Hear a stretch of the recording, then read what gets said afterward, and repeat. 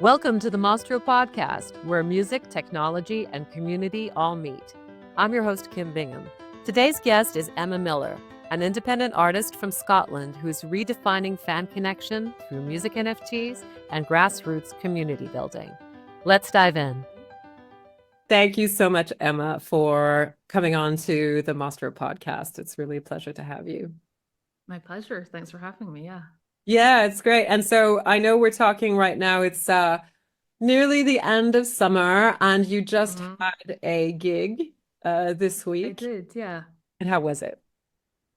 It was good. It was, I'm fully independent, so I'm doing everything on my own and constantly switching hats of promoter, marketer, obviously on the day, like performer, but then you're also balanced, I'm about to go on a ramble. But my ticket person didn't turn up, so I was there like doing the tickets at the front of house. So suddenly you're like rushing. So the gig was good, but you've got that moment afterwards of it's hard work being independent, and it's very rewarding. But I think building the team out and finding your people is definitely a must to ease the burden when you're independent and still try and like treat it like a business and have your trusted folk around you. So I'm glad I did it, and it was a headline show, and I booked the venue, did everything myself. I had a nice turnout and like nice feedback, but there's just always these little kinks and zigzags that you navigate, and it's just part of the job. So it was good. Yeah. Part of the journey of becoming a music superstar, I guess, is the hard. Yeah, there we go. Yeah, but DIY doesn't mean do it alone, right? So yeah, building up a team, I know, is really an important thing. But bravo and congratulations. Congratulations on that. Yeah. And so you're originally from Scotland. Are you based still in Scotland, or are you in London? Because I know you had some time in London as well. Yeah, no, I am Edinburgh right now, talking to you from my flat in Edinburgh. And I was in London for 5 years before that, did a songwriting degree there. But I've been in Edinburgh for about 5 years, and I'm originally from much further north through the Highlands. So Edinburgh's like an in-between of not too rural. I wasn't ready to go back home into the northeast, but it's another city which has got some stuff going on. So that's where I am. Beautiful, beautiful. So you've been releasing music since 2017, is that right? Yeah. And so tell me about your journey in music and how you came to where you are today. Describe a little bit, talk a little bit about that. I'll give the short version. I originally was not doing music at all. I did a different degree. I did French and comparative literature for 5 years. And at the end of that degree, before going into the world of work, I was like, I'm going to do a kind of gap year, like a working gap year, and travel. And I ended up enrolling in London on a songwriting course, thinking that's always been a hobby and maybe I can elevate it so it stays with me for life. And I loved the course, and we were writing like 3 songs a week in different genres. I got a manager and a music lawyer, and they funded my first EP when I was there. So it suddenly became a little bit more serious. And the gap year is still happening. And it's been like 10 years. And yeah, just the ups and downs. I've never really played the industry game. So I've felt like I've never put myself out there of pick me, come and sign me kind of thing. And for better or for worse, who knows? So I've always been independent and self-released my first single and got some nice coverage on like BBC Radio and the music blogs and all that traditional scene that you'd aim for in the 2010s. And yeah, learned the ropes that way, learned how to do my own PR, learned how to try and like market a single, and picked up these little tidbits along the way of how you can be your own label effectively as an independent musician. Right. So you said that you're not playing the industry game, but you've learned how to be an independent musician, and you have had some mainstream press. So how is it that you see How is it that you see your career at this point? How would you describe yourself as an artist within the independent music industry or within the music industry anyway? Do you see Mhm. yourself within the traditional music industry, or are you seeing yourself as something else? It's definitely something I'm still navigating and grappling with. And I think I would very much relate to you of the disillusionment with the traditional industry. I'm like, who is this serving? How is it fulfilling? And actually, I just had a friend today who shared a song and he just had the Spotify link in his bio. And I still use streaming. I have Tidal and I do love listening to music that way. And I was like, where is it on Tidal? And he said, oh, here you go. And he's like, I'm always promoting Spotify because I'm the slave to the machine, or however he phrased it. And oh, that mindset that we all have where we're just like, we know it's bad, or we're learning even more evil things about certain streaming platforms. And will we ever vote with our feet? Or like it feels not so fulfilling anymore. And maybe as a collective, I don't know how you feel, but it feels like the scales are tipping a little bit of, we've now had a decade or two of socials and streaming and this passive consumption, and it's beginning to feel a bit empty, I think, not just as the artist but as the listener. So my kind of where I see myself is very much community based and grassroots, and I almost know every single one of my fans, like especially through the blockchain side. I'm about to go on a cruise to Jamaica with some of them and perform like some songs in our kind of private group.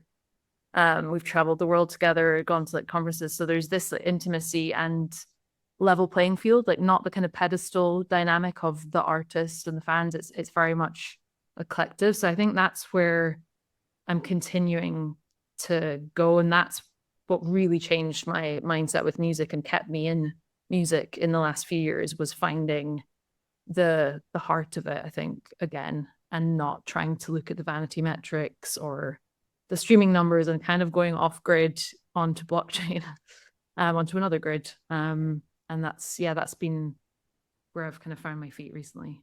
So what was that journey like for you? Then you started, you had a manager, music publisher, mainstream press, songs released, and then how did you find your way into Web3? What was that journey?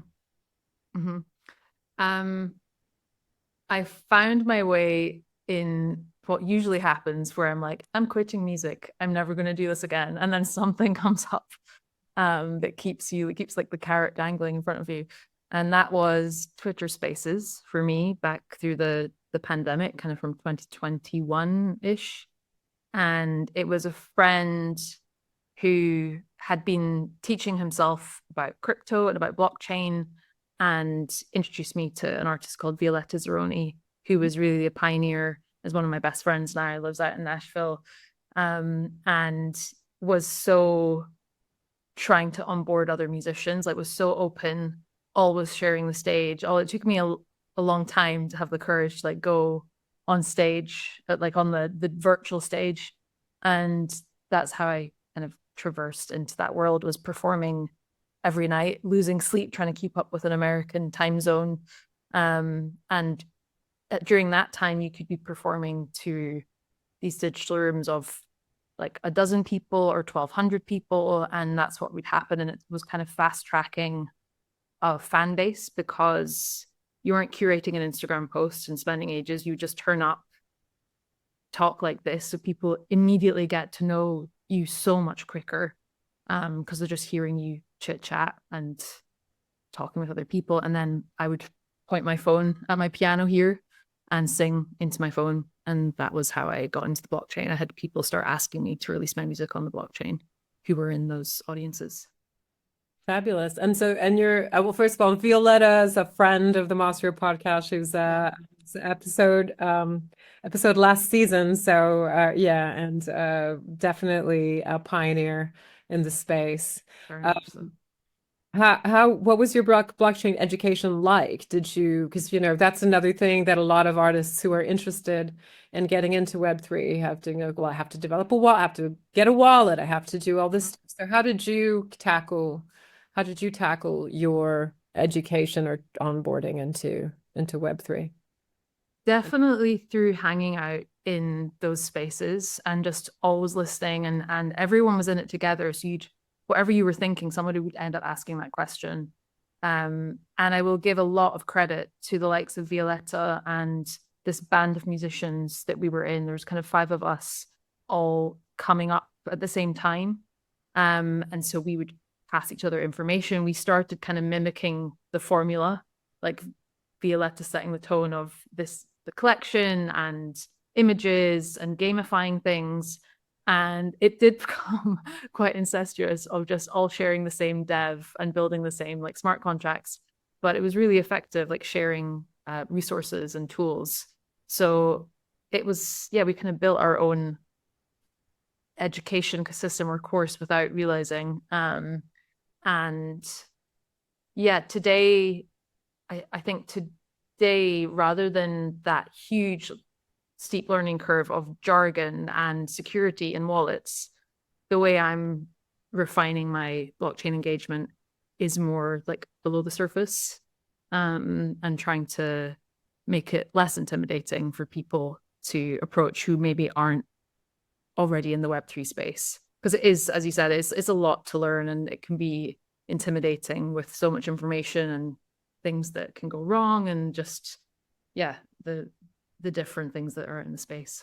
Yeah, and how did your prior audience, or you could call them a Web2 audience that knew you from your first releases with mainstream press, when you started putting out the music NFTs? Obviously, it's a new audience. How would you describe your audience from one, Web2 to Web3? What are they the same? Is that different, Yeah. or Honestly, I had such a small audience from Web2, and I'd been so inconsistent with releases and back and forth and navigating part-time jobs that it was never really a question of homogenizing it and making it one thing. It was just 2 separate worlds for me at that stage, and the blockchain side was the only thing keeping me in music. So I didn't really keep track of who was coming over, if anyone, and if anyone was, it would be to explore the music that you can click on Sound XYZ or OpenSea or wherever I had my contracts.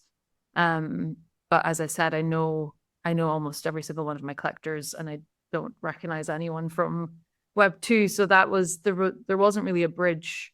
And I didn't dedicate a lot of time to educating any Web2 audience. I just kind of threw myself into this new group of people and let them kind of lead the way. So I think with this, my next releases, that's much more where I'm headed, is how can I bridge the gap, and how can I, things like doing a show on Tuesday. I do have people on the ground that come and see my gigs.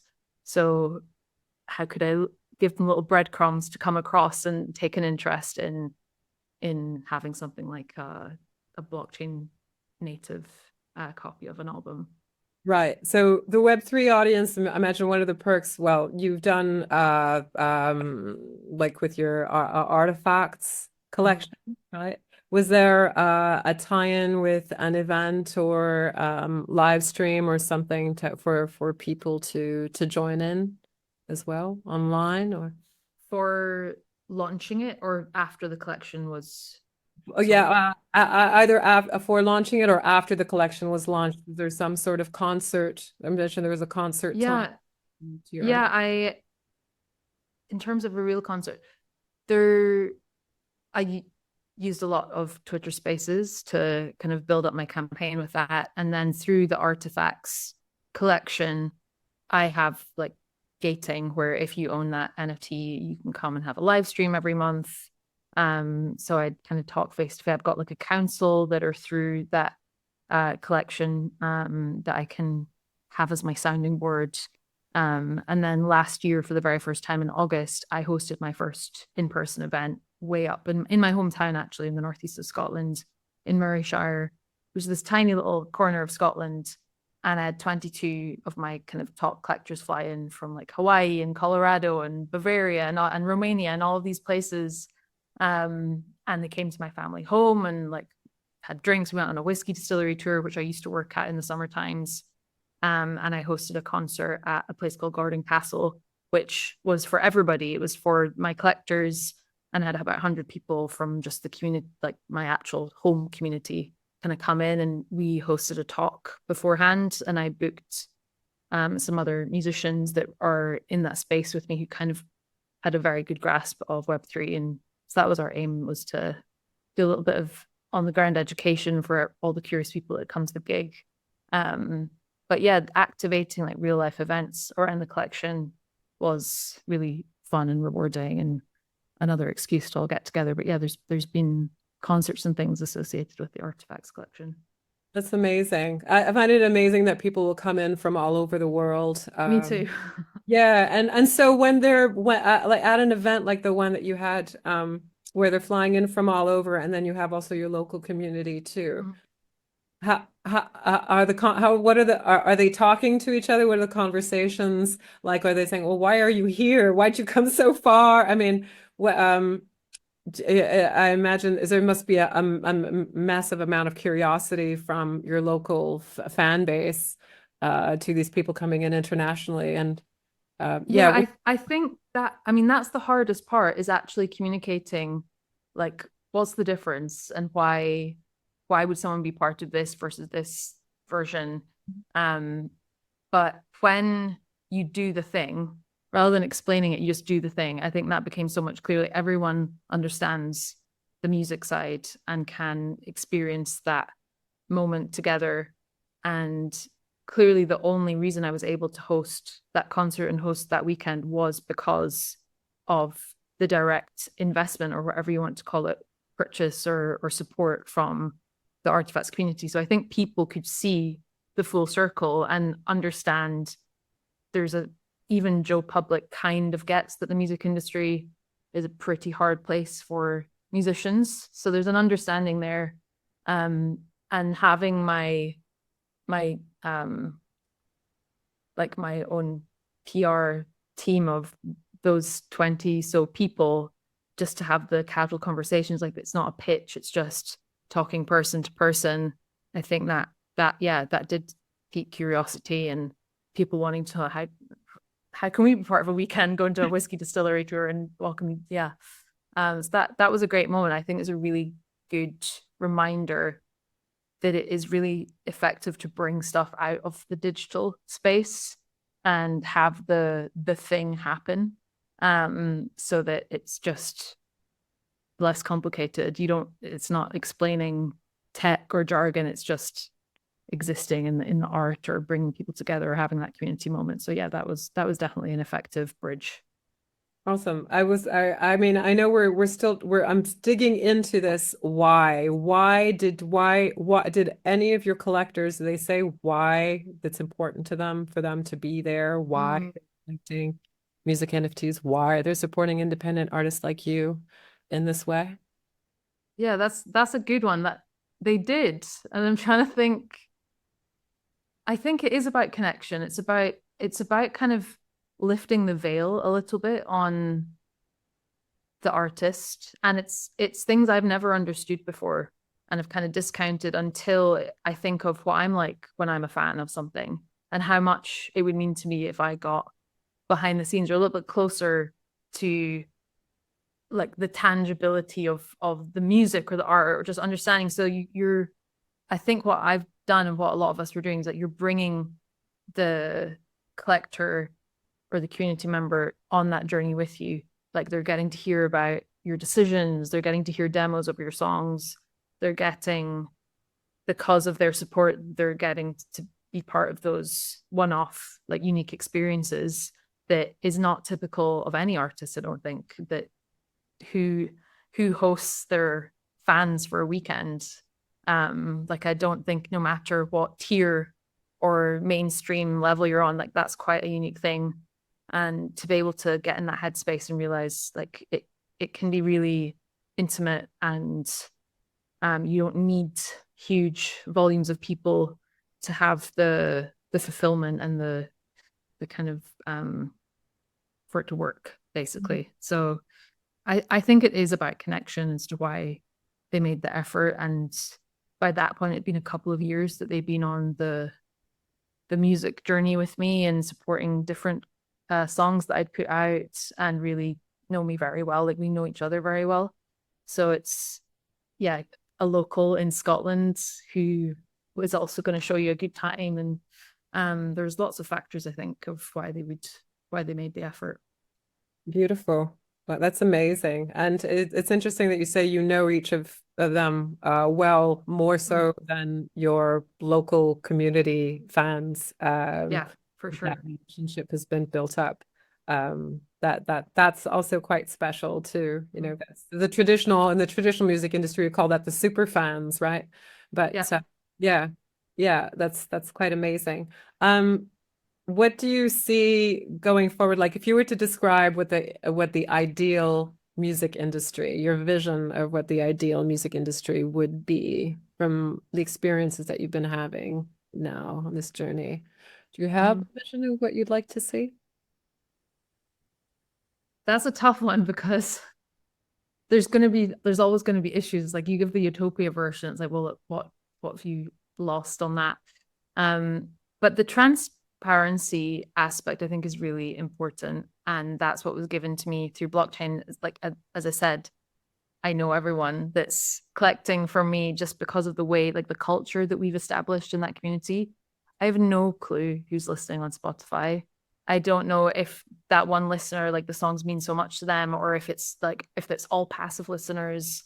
There's no sense of a conversation with streaming, and even socials that is gatekept by the platform that you're on. Of we're going to show this to 10 of your 1,000 followers, and not share with the audience that have chosen to be with you. So I think the kind of gatekeeping from platforms when you're an artist or a founder or a creator is really problematic, and definitely something I would want to change, and something I try and address in my own like funnel of come over to my Patreon, come over to my mailing list. Like that's such an old school, still really relevant thing of like you own that email, and whether everything burns down, like you can still send that email and be like, hello, I exist, this is what's happening, how are you doing?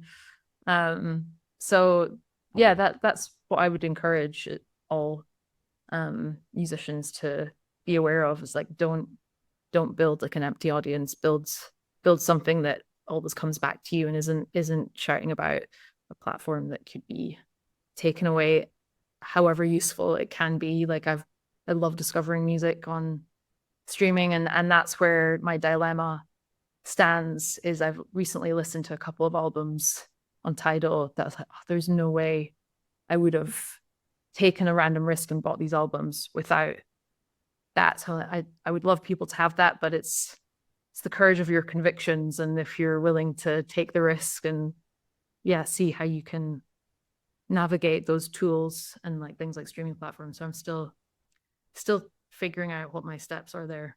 Yeah, I think it's my perspective, for what it's worth, I think it's going to be a slow journey of adoption of these new platforms that are coming out, whether it's Web3 and that sort of thing, and that these streaming platforms will continue to exist because the major labels have the majority of their catalogs on them, and it is still a platform for, you could say, marketing your music, but definitely not a financial solution, definitely not a way of real, true fan support in a more intimate and direct way, and financial support also from purchasing NFTs and that sort of thing. So yeah, I mean, hopefully everything can peacefully coexist and blossom on its in their own ways. Do you have any? I mean, we talked about Violetta. Do you have any other Web3 artists or indie artists working in Web3 that you'd like to give a shout out to, that you're watching what they're doing, or that you've collaborated with? I mean, I've done a little bit of research, so I'm aware that you have done some collaborations, but what can you talk Yeah, there's so many. Definitely, like Violetta is full steam ahead and full of talking about conviction. That girl has got conviction. with blockchain. So that's definitely someone to watch and learn from. There's like multiple people. There's an artist called Nessie the Rilla who I've collaborated with, who is got really I think innovative projects, is very community based. He's got a project called Open Minds, which he gives a lot back to the community. There's so many like nice little rewards and perks and just that access to him. There's an artist called Eli who I love working with, and we've actually done a hip hop album together, which we've paused and we're figuring out where we want to go with it, but that will definitely have a blockchain aspect or maybe completely blockchain, like native release. And yeah, Tommy Danvers is this huge producer and great crossover between someone who's so industry based but is such a champion of the blockchain space and has a company called Token Tracks. There's a list of all sorts that I could keep throwing at you. But yeah, there's a lot of people doing like still active in the space despite what the market does, to put it in those terms. It's a lot more, there's a lot more depth to it than numbers that you might see on a screen. Yeah. And let's talk about your plans now, what you've got coming up for the next few months and into the future. What's on the agenda for you? What have you got going? So a few different things, but my main thing at the moment is an album that I recorded in Tennessee in the springtime, which was an absolute bucket list. Like if to be completely frank, I approach every single year of we'll see where this goes and if I can sustain this for another year. And so there was certain things I was like, well, I want to take this off my list and go with something I'm really proud of. And so that was really special and something that I am very proud of. And I'm going to be releasing an 11-track album called I Want to Be the Anchor heading into October. And that is, again, something I've been doing on my own, working with AI tools, building a website to have like a digital release and a blockchain release and rewarding my artifacts collectors with like exclusive test pressings and all of this kind of world building that I'm doing. So it's going to have its own little world. And other than not being able to be too specific, I'm still working out my plan, but within the next few weeks, I'm going to have music out and the album will be on its way into the autumn.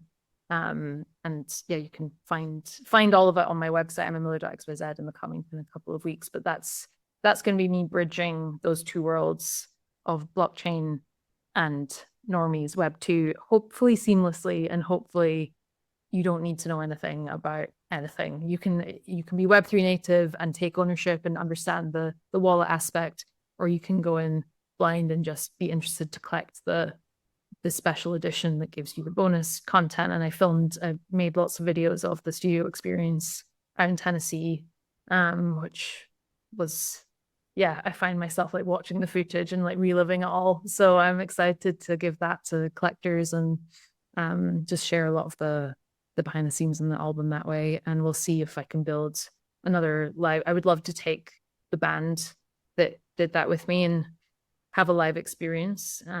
So it's all coming together, but that's what is consuming me for the next few months. That is so exciting. I'm really looking forward to hearing it, experiencing it, supporting you. So yeah, and to everyone else also who's listening to this, please do support Emma it's emmamiller.xyz, right? That's it. Yeah. Yeah, excellent. I want to thank you for joining me for this conversation. I want to know, is there any final thoughts or pieces of advice that you might have for any artists out there that are listening that are, stuck and just frustrated and stuck? What would you have to say to them? I think there's so many more routes to go with your art than you might believe. and to maybe like re-educate your soul and your mindset on this formula that we've been taught that kind of feeds into the industry funnel and gives back very, very little. So I'd encourage you to explore things that resonate with you and don't like think outside the box. And if you take any inspiration from myself or any of the artists I've mentioned for the kind of unique approaches they've used, and just take it and repackage it and do your own thing with it. But I think just don't be scared to be subversive and nurture people one by one. And I think that's if you're on social media and your video gets 10 views or whatever, those are 10 people, 10 little engagements you could have, rather than chasing the 1,000 or the 100,000 that you don't know and you don't understand. You might never support your music. So I think just that mindset shift would be my passing advice for newbies or people that are a bit discontent and wanting to shake things up, is go for it and try something new. Thank you for tuning in to the Mostro Podcast, and a huge thanks to Emma Miller for sharing her journey with us. You can discover Emma's music on her socials and at emmamiller.xyz. Subscribe to the Mostro Podcast, and if you're an artist or music fan curious about the future of independent music, join us at mostro.xyz. Until next time, tune in and turn up for innovation.